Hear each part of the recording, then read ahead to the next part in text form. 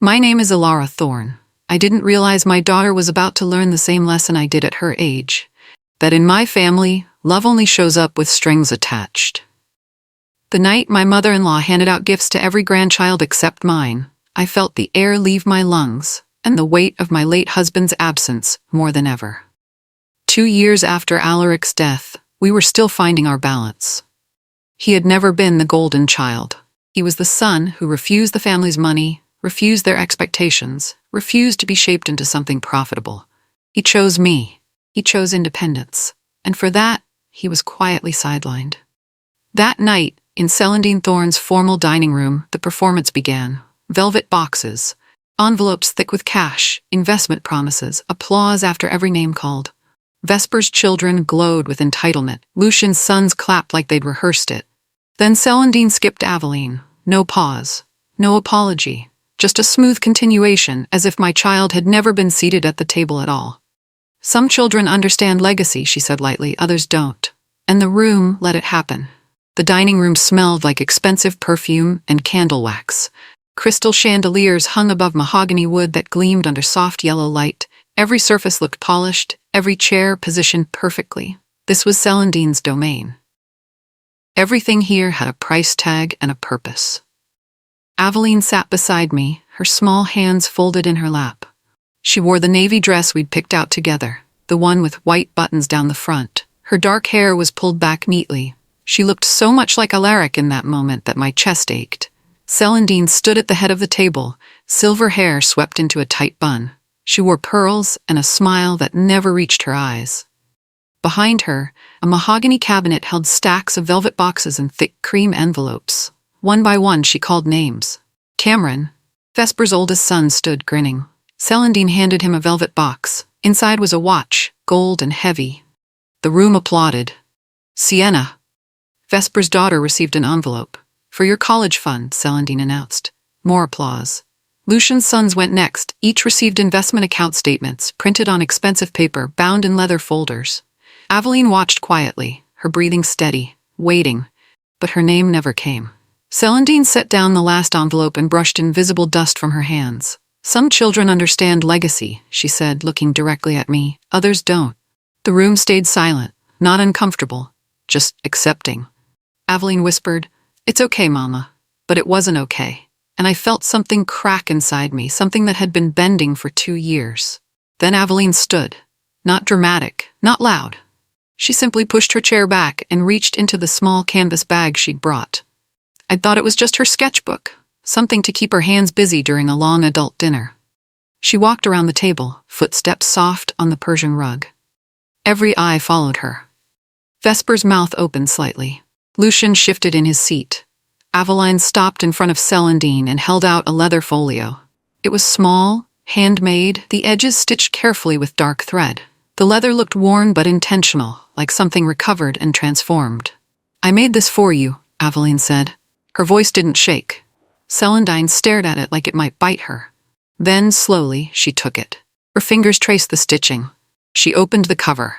Inside the lining, engraved carefully into the leather, were 2 initials. A.T. Alaric Thorne. The same initials Celandine hadn't spoken aloud in 6 months. The same son she'd slowly erased from family conversations. The same man whose name had become a gap in every story. Celandine's fingers tightened around the folio. Her jaw clenched. The room went so quiet I could hear someone breathing across the table. Aveline had just honored the son they'd all forgotten. And in that silence, something moved in the far corner of the room. Selene Thorne, Celandine's older sister, set down her wine glass. She stood slowly, deliberately. Not startled, not emotional, calculated. Selene was taller than Celandine, thinner, sharper. She wore black and silver, no jewelry except a single ring. Her gray hair fell loose past her shoulders. She'd been sitting quietly all night, barely speaking, just watching. Now she stepped forward. "It's been a long time," Selene said slowly, "since anyone honored Alaric properly." Vesper stiffened. Her smile froze halfway. Lucian looked down at his plate, suddenly very interested in the dessert fork. Celandine's face went pale. She closed the folio quickly, like shutting a book she didn't want to finish. "Selene, this isn't." "No?" Selene tilted her head. "Then what is it?" The question hung in the air like smoke. No one answered. Selene walked closer to the table, hands clasped behind her back. She looked at each grandchild, one by one. Cameron, Sienna, Lucian's sons. Then Aveline. Legacy, Selene said quietly. That's what we're calling it tonight, isn't it? Celandine's lips pressed into a thin line. Selene, don't. But Selene didn't stop. She turned to face the entire room, her voice calm and clear. Should we talk about legacy tonight? Really talk about it? Vesper's hand trembled as she reached for her wine glass. Lucian cleared his throat but said nothing. And I realized in that moment that Selene had been waiting for this. Not just tonight. For months, maybe years. The humiliation wasn't the end of the evening, it was the beginning. Celandine straightened, forcing her smile back into place. There's been a misunderstanding, she said lightly. This isn't what anyone thinks. I finally found my voice. It came out quieter than I wanted, but steady. It didn't feel accidental. The words landed like stones in water. Ripples spread across the table. Cameron glanced at his mother. Sienna bit her lip. Lucian's sons exchanged looks. Celandine's smile tightened. You're being dramatic. Am I? I kept my eyes on her. Every grandchild received something, except mine. Vesper leaned forward, her voice syrupy. Maybe Celandine was waiting for a private moment. You know how she values discretion. I didn't respond. I didn't have to. Everyone at that table knew what had happened. They'd watched it happen. They'd let it happen. Selene moved to stand beside Aveline, her hand resting lightly on my daughter's shoulder. I've been reviewing some family matters recently, she said. Her tone was conversational, but there was steel underneath. Estate structures, trust allocations, distribution histories.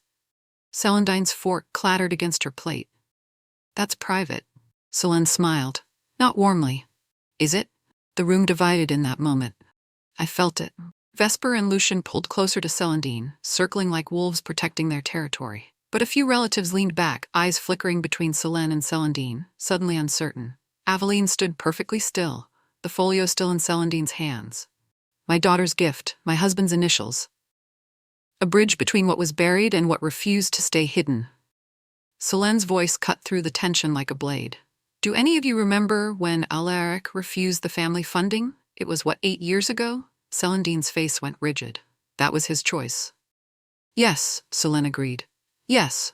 It was. He chose independence, chose to build his own career without strings attached, chose a life that didn't require monthly approvals or performance reviews at holiday dinners. Vesper muttered into her wineglass. He made his choices. Interesting phrasing, Selene said. She walked slowly around the table, her footsteps deliberate. He made choices.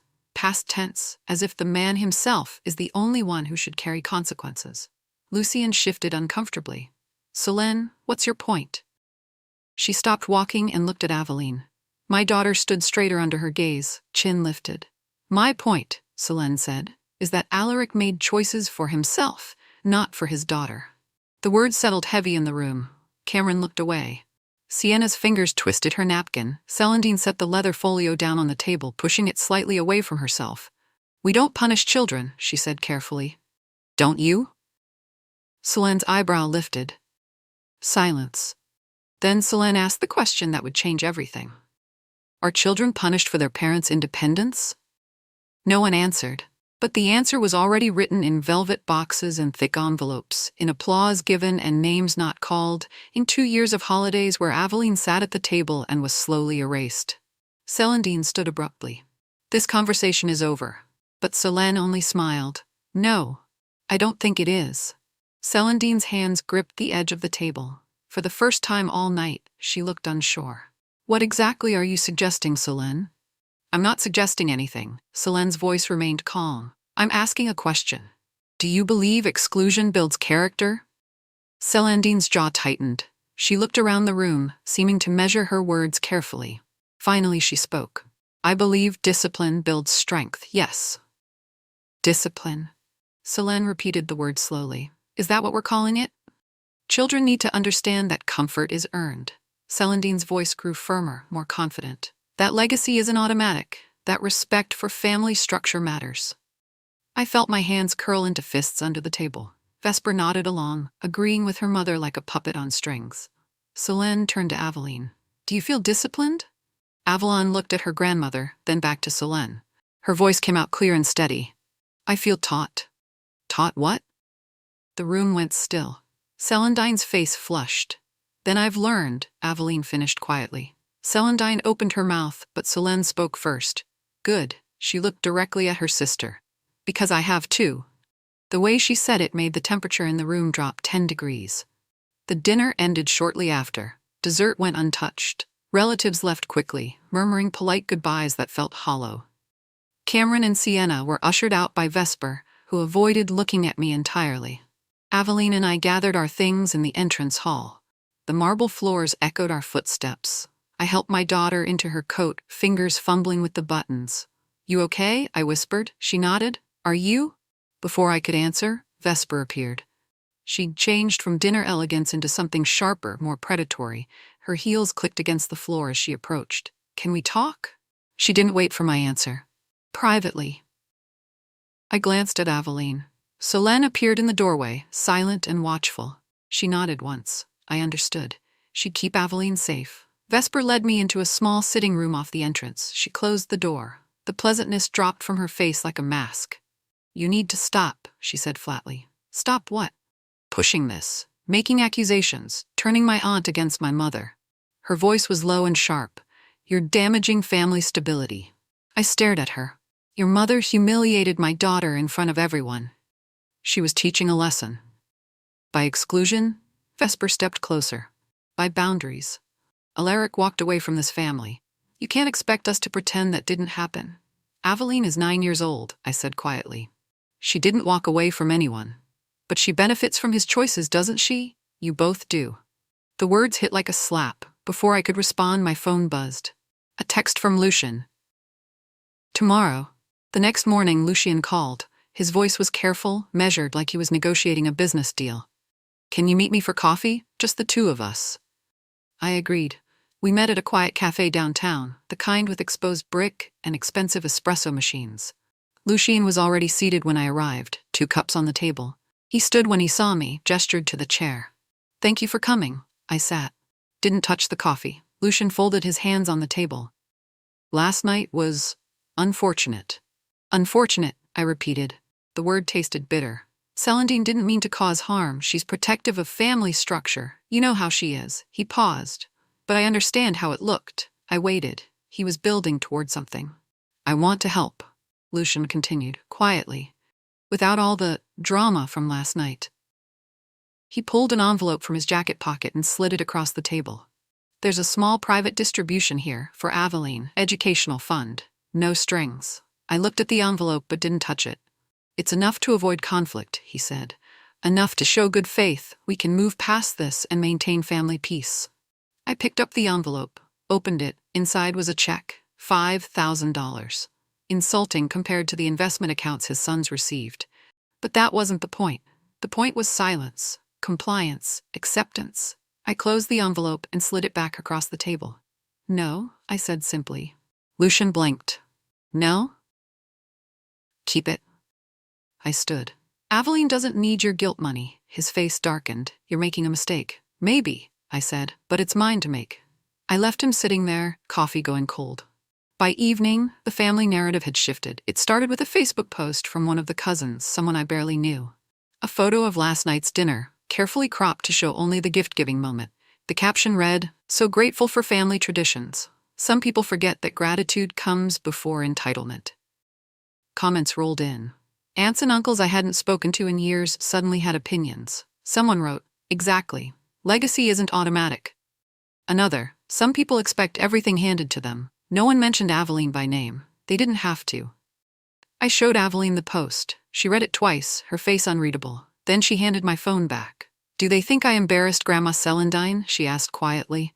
"I think they're trying to control the story." She considered this. Then, I didn't embarrass her, I thanked her. The simplicity of that statement gutted me. My 9-year-old daughter had given a handmade gift to honor her dead father, and somehow she was the problem. That night, I got a text from Solène. "We need to meet. Just you and Aveline. Tomorrow, 2 p.m., my office." I texted back. Her response was immediate. "Because Celandine doesn't know everything she thinks she does." I stared at those words for a long time. Then I replied, "We'll be there." Aveline was already asleep. I sat on the edge of her bed, watching her breathe. She looked so small, so peaceful. I thought about Alaric, about the choices he'd made to protect us from this family's conditional love. He'd known what they were. And somehow, I think he'd prepared for this. Selene's office was nothing like Celandine's house.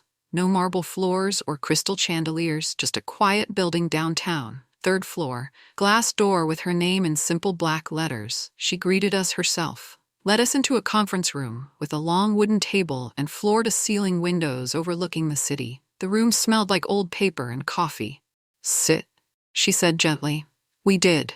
Selene sat across from us, folding her hands. She looked at Aveline first. "You did something brave last night." Aveline didn't respond, just watched her carefully. Selene turned to me. "You should know something. Celandine likes to present herself as the sole authority over family assets. She's not." I leaned forward. "What do you mean?" "Several trusts are co-managed. I'm one of 3 trustees. Celandine controls daily operations, but major distributions require multiple signatures. She's been selective about what she shares with the family." My pulse quickened. "Why are you telling me this?" Selene's expression didn't change, because Alaric knew. He understood the structure better than anyone. He studied it before he walked away. He knew Celandine's control was limited. "Then why didn't he?" "Because he was protecting you," Selene interrupted, "from exactly what happened last night. He didn't want Aveline to grow up fighting battles he'd already fought. He wanted her free from it entirely." I felt something cold settle in my chest. What did he do? Selene stood and walked to a filing cabinet. She pulled out a folder, set it on the table. Inside was a sealed envelope, cream-colored, with Alaric's handwriting across the front. My throat tightened. That was his writing, his pen strokes, his hand. "Where did you get this?" I whispered. Selene didn't answer the question. Instead, she said, "Alaric gave me specific instructions. If Aveline was ever excluded from family distributions, I was to open this." I stared at the envelope. "You haven't opened it?" "Not yet." Selene's eyes were steady. "I wanted you here first." I reached for the envelope, but my hand stopped halfway. I couldn't do it. Not yet. Not without understanding what this meant. "Why now?" I asked Selene. "Why wait 2 years?" "Because exclusion needed to be documented. Clear, undeniable." She gestured to the envelope. Alaric was precise. He knew how his family operated. He knew they'd test you, test Aveline. He wanted proof before anything moved forward. Proof of what? That the patterns he saw in his own childhood were repeating. Selene's voice was soft but firm. That his family's love came with conditions. That Aveline would face the same exclusion he did for not conforming. Aveline spoke up, her voice small. "Did my dad know they'd do this to me?" Selene looked at her with something like sadness. He hoped he was wrong, but he prepared in case he was right. My phone buzzed. I glanced down. A text from Celandine. "I know you met with Selene. This needs to stop. Cancel whatever meeting she's planning. For Aveline's sake." I showed the text to Selene. She read it and smiled, but there was no warmth in it. "How does she know?" I asked. "Because someone told her. Vesper, probably, or Lucien. They're watching." Selene set my phone down. "She's scared. She's never been scared before." I looked at the sealed envelope again. Alaric's handwriting, his words, his protection reaching across 2 years of grief and silence. "Open it," I said. Selene picked up the envelope carefully. She broke the seal. The sound of tearing paper felt final, irreversible. Inside were 2 pages. Selene unfolded them and began to read aloud. Alaric's voice filled the room through Selene's steady reading. "If you're reading this, then what I feared has happened. Aveline has been excluded. Not because of anything she did, but because of who her father was. Because I chose independence over inheritance. Because I refused to let my family dictate how I lived. I'm writing this because I know how they operate, how they use money as control, how they wrap exclusion in lessons about legacy and strength, how they make you feel like the problem for noticing the pattern. I left, not because I didn't love my family, but because I loved my family more than they loved freedom, and I will not let my daughter grow up learning that love is conditional. That belonging requires performance, that she must earn what others receive automatically. If exclusion has been documented, and Selene, I trust you to verify this, then I want protections activated. I've spent years building a safety net they don't know exists. One they can't touch. One that ensures Aveline never has to beg for acceptance from people who should have given it freely. To my wife Alara, I'm sorry I'm not there. But I prepared for this. Trust Solène, she's the only one who ever understood why I left. To Aveline, you are enough, exactly as you are. Don't let them teach you otherwise. Solène set the letter down. The room was silent except for my heartbeat pounding in my ears. I felt tears on my face but didn't wipe them away.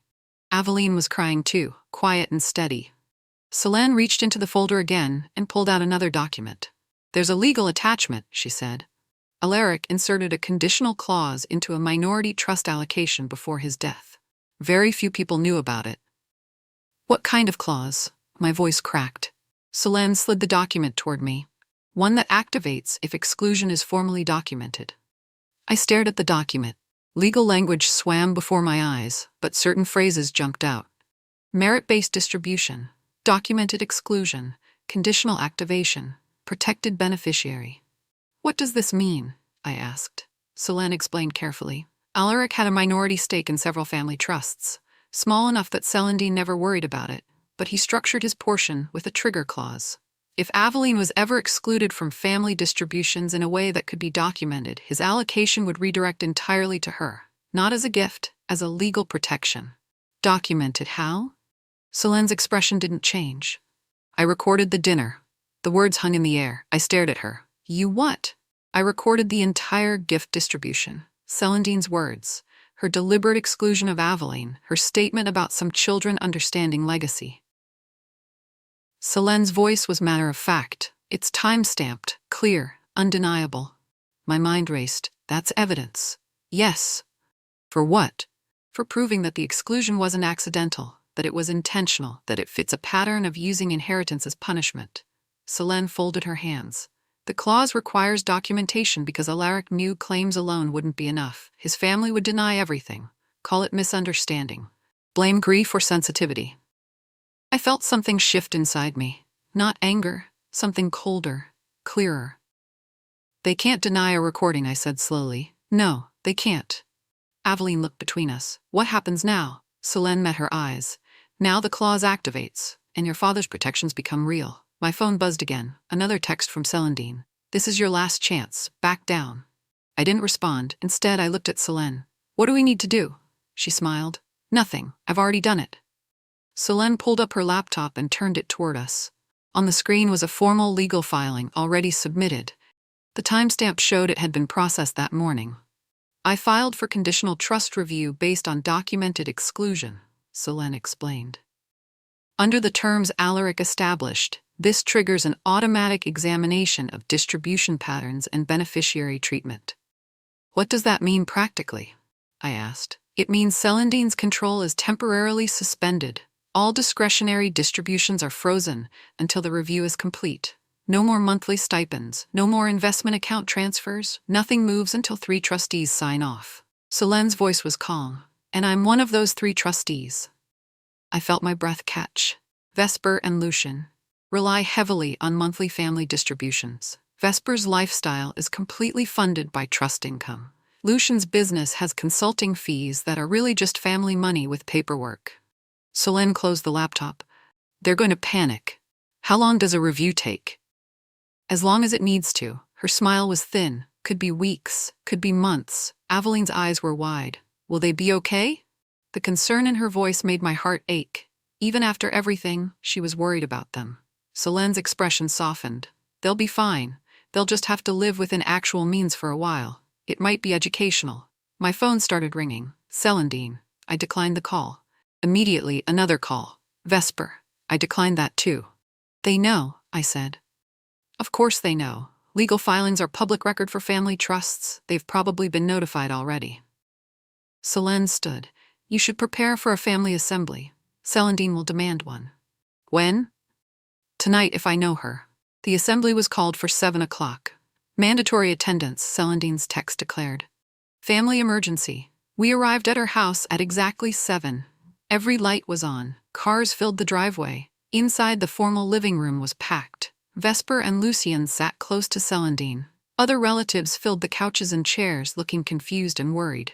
Selene arrived 5 minutes after us, unhurried and calm. Celandine stood as soon as we entered. Her face was pale but composed. "You've betrayed this family," she said, looking directly at Selene. "Have I?" Selene removed her coat and draped it over a chair. "That's an interesting accusation. You filed legal action against family interests. I filed to uphold the terms my nephew established before his death." Selene's voice carried across the room.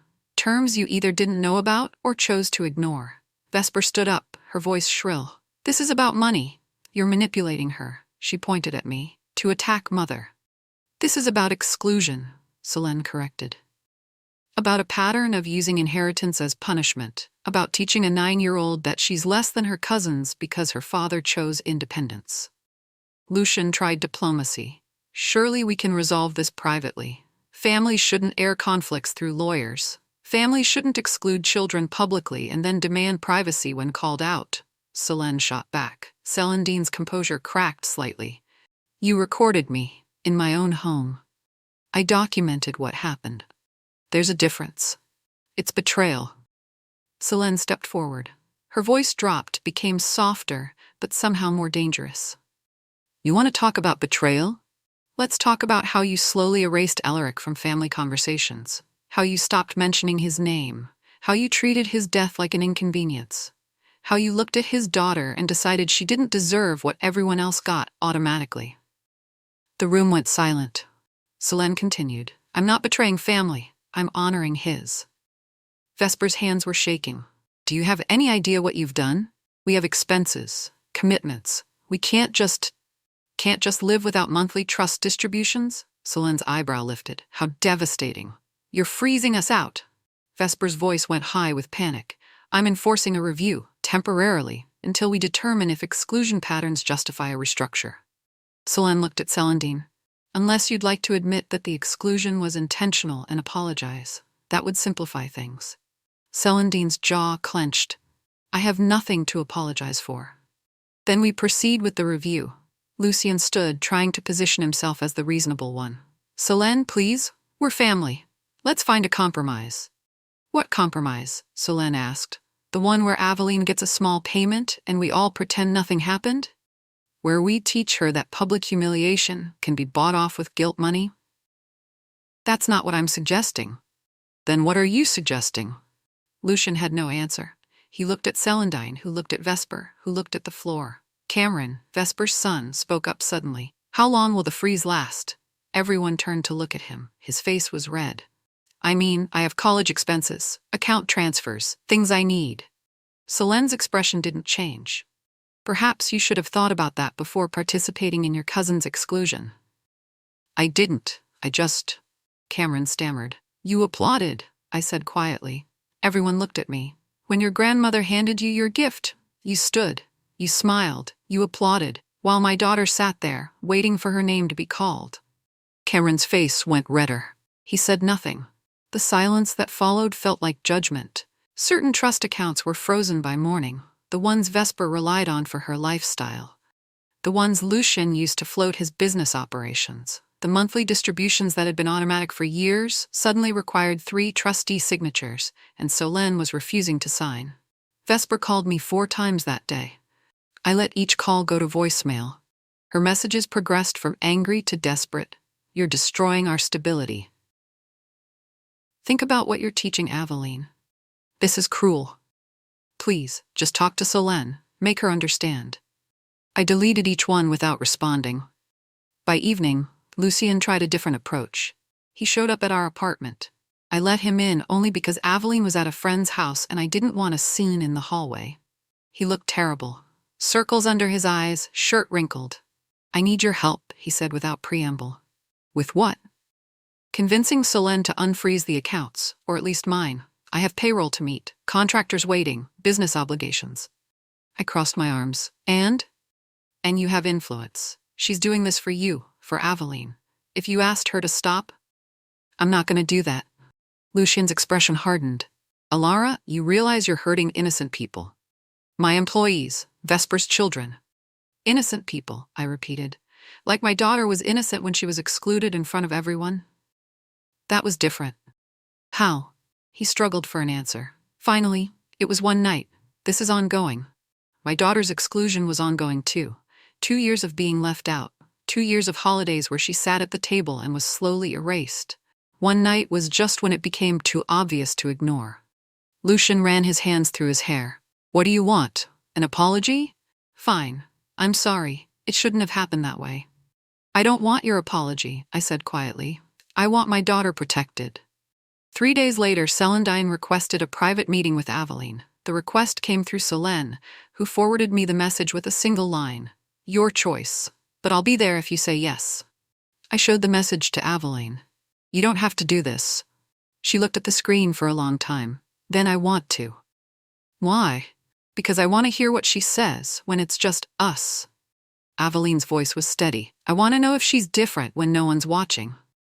We met Celandine at a neutral location, a private room in a hotel restaurant. Selene came with us and waited outside. Celandine sat at a small table by the window, afternoon light making her look older than I'd ever seen her. Aveline and I sat across from her. Neither of us spoke first. Celandine folded her hands. Aveline, I wanted to talk to you. Without lawyers, without your aunt stirring up trouble. Aveline said nothing. The situation has gotten out of hand, Celandine continued. I never intend to hurt you. I was trying to teach you something important, about earning your place, about understanding that family legacy requires respect. Respect for what? Aveline asked quietly. Celandine blinked. For family structure, for tradition. My father respected family, Aveline said. He just didn't respect conditions. Celandine's expression tightened. Your father made choices that separated him from us. No, Aveline said, her voice stronger now. You separated him, because he wouldn't do what you wanted, and now you're doing the same thing to me. I'm protecting you. From what? From being independent? From making my own choices? From being like my dad? Aveline leaned forward slightly. He didn't do anything wrong, he just wanted to be himself. Celandine's composure was cracking. This isn't about your father. Yes, it is, Aveline said. It's always been about him. You're punishing me because you couldn't control him. The words hung in the air. Celandine's face went pale. Then she said the thing I'd been waiting for. If you apologize for the scene you caused, for embarrassing me in front of the family, we can move past this, quietly. Aveline stood up. I won't apologize for existing. We left Celandine sitting alone at that table. Outside, Selene was waiting. She saw our faces and understood immediately. She wanted an apology, I said. Selene nodded. Of course she did. Control through guilt. Classic Celandine. That evening, Selene invited us to her office again. This time, she had new documents spread across the conference table. Financial statements, trust structures, account histories. I've completed the review, she said, and I've prepared a recommendation for restructure. My heart started pounding. What kind of restructure? Selene sat down and gestured for us to do the same. Alaric's conditional clause allows for merit-based redistribution if exclusion is proven. It's proven. The recording, the witnesses, the documented pattern, it's all there. She slid papers toward me. I'm recommending that Alaric's trust allocation, which was dormant, be activated and redirected into a protected educational and creative development fund for Aveline. It's substantial, enough to fund her entire education, any creative pursuits, independent living when she's older. I stared at the numbers. They were larger than I'd expected. Much larger. Where does this money come from? I asked. Alaric's portion was small but carefully invested. He had inheritance rights that he never touched, never claimed, just left dormant with specific instructions. Selene's voice was calm. Those rights now transfer to Aveline under the conditional clause. And because the clause was built into the original trust structure, Celandine can't challenge it without challenging the entire trust foundation, which would expose her to legal liability. Aveline asked softly, What about everyone else? Selene looked at her. Vesper and Lucian will need to adjust. Their discretionary income decreases significantly. Cameron and Sienna keep their existing accounts, but no additional distributions until they're financially independent. The same for Lucian's sons. They'll hate us, I said. Probably, Selene agreed. But they'll survive. The financial reality hit Vesper's household within a week. No monthly stipend meant no spa appointments, no shopping trips, no expensive dinners. Her social media posts became defensive, vague complaints about family betrayal and money-changing people. Lucian had to lay off staff. His business, so dependent on trust income disguised as consulting fees, shrank rapidly. He stopped returning calls from relatives, stopped attending family events. Cameron deferred college for a semester to work. Sienna moved back home. Neither reached out to Aveline or me, but I saw them sometimes at family gatherings that Selene hosted.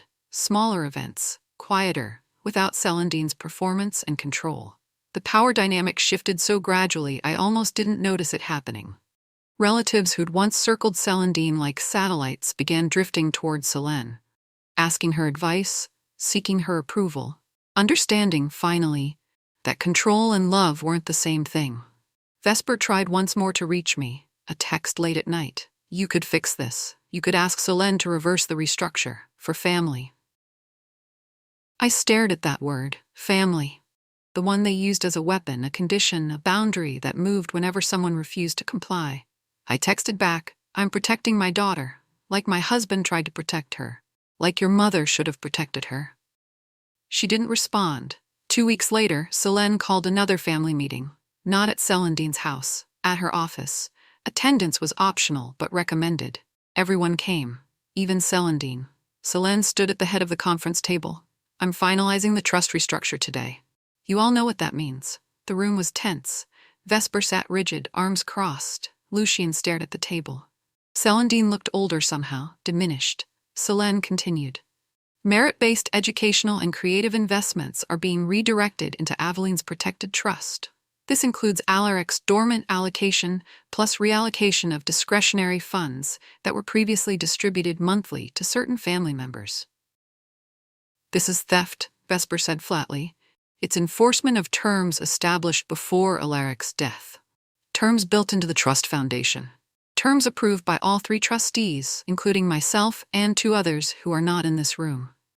Selene's voice didn't waver. If you'd like to challenge this legally, you're welcome to try. But I'll warn you, challenging will require opening every distribution record from the last 15 years. Every payment, every transfer, every relationship between trust income and personal expenses. Lucian went pale. Vesper's mouth opened and closed. Selene looked at Celandine. Anything you'd like to say? Celandine's hands trembled slightly.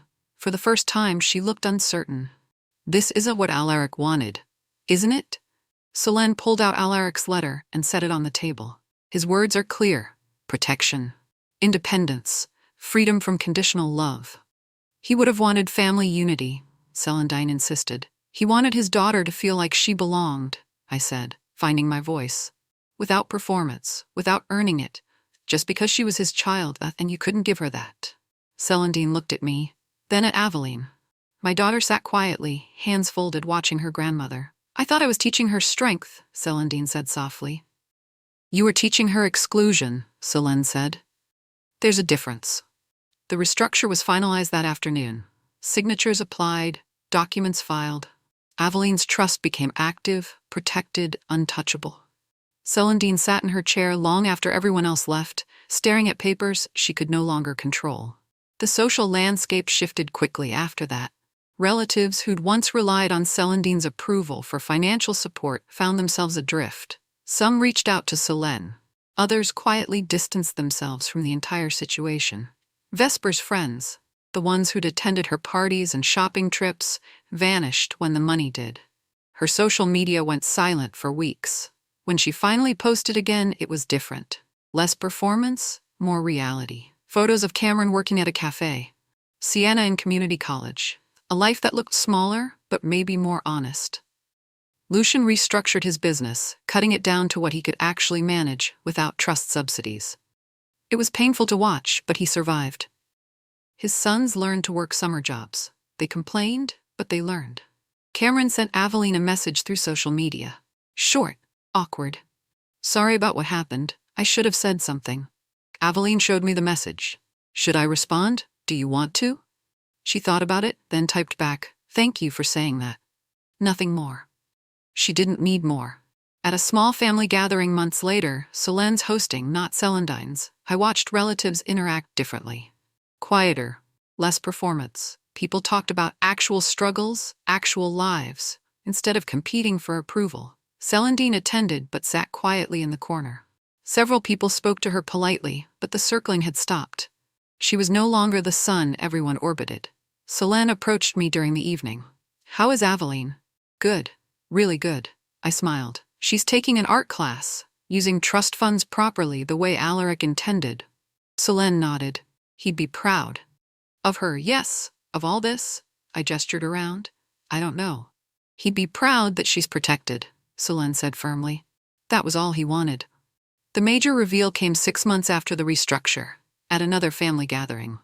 This time, Selene had prepared something none of us expected. She stood and asked for everyone's attention.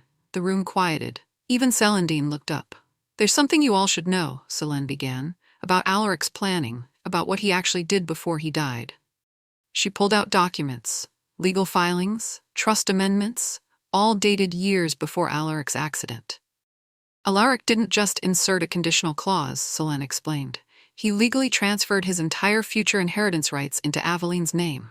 Directly. Every asset, every allocation, every potential distribution he might have received, it's all hers now. It was always hers. The conditional clause was just the activation mechanism." The room went silent. I felt my breath catch. "What does that mean?" Vesper asked weakly. "It means when the estate eventually settles fully, when certain long-term investments mature, when properties are sold, when larger trust distributions occur, Aveline inherits Alaric's full portion. Not as his daughter, as his designated successor." Selene's voice was steady. "He transferred the rights before his death specifically to prevent manipulation, to prevent anyone from using future inheritance as leverage over her." Celandine's face went white. He can't have." "He could, and he did. I verified every filing myself." Selene looked at Celandine directly. "You can't undo it. You can't challenge it. It's been legally established for years, just dormant until conditions were met." Lucian stood up. "This changes everything. The trust structure, the percentages." "Yes," Selene agreed. "It does. And you all need to understand that Aveline's position in this family isn't dependent on your approval anymore. It never should have been." I looked at my daughter. She sat very still, processing. Celandine finally spoke, her voice small. "He planned this from the beginning." "He protected her," Selene corrected. "From the beginning."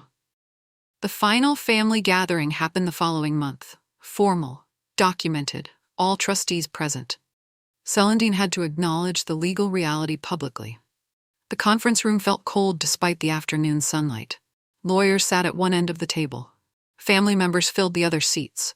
Selene presided from the head. Documents were distributed. Each person received a copy of the trust restructure, the activation records, the transfer of inheritance rights. Everything laid out clearly, legally, undeniably. A lawyer read the formal acknowledgement. Celandine's name appeared throughout, signing off, accepting terms, confirming the validity of Alaric's planning. When it was done, there was no shouting. No arguments, just silence and the sound of papers being gathered, pens clicking closed. Celandine sat very still. Then she looked at Aveline, really looked at her, for maybe the first time since Alaric died. "You look like him," she said quietly. Aveline nodded. "I know." Celandine's eyes were wet. I didn't understand what he was trying to tell me. About control and love, about conditions. "Do you understand now?" Aveline asked. Not cruel, just honest. Celandine took a shaky breath. "I'm beginning to." She reached across the table and touched the leather folio Aveline had made months ago. It sat there still, unopened since that first night. "This was beautiful," Celandine said softly. "The work you did, the way you honored him." Aveline said nothing. "I'm sorry," Celandine whispered. "I'm sorry I couldn't see it then." Aveline looked at her grandmother for a long moment. Then, "Thank you for saying that. Not forgiveness, not quite. But acknowledgement, a beginning." 3 years later, Aveline was 12. We'd moved into a modest house on the edge of the city, funded by trust distributions that came regularly, properly, without conditions attached. She had her own art studio in the spare bedroom.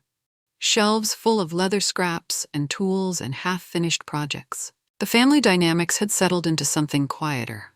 Vesper and Lucian learned to live within actual means. Their children worked. They complained less. Cameron actually apologized properly, face-to-face without prompting. Selene visited often, She and Aveline would talk about Alaric, about trust structures, about independence and legacy and what they actually meant.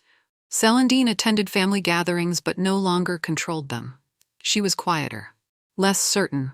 Once, I saw her watching Aveline work on a leather project, something like pride flickering across her face. "She's talented," Celandine said to me. "Yes," I agreed. "Like her father." "Yes." Celandine looked at me then. "Did I lose him? Is that why he left?" I thought about the question, then answered honestly.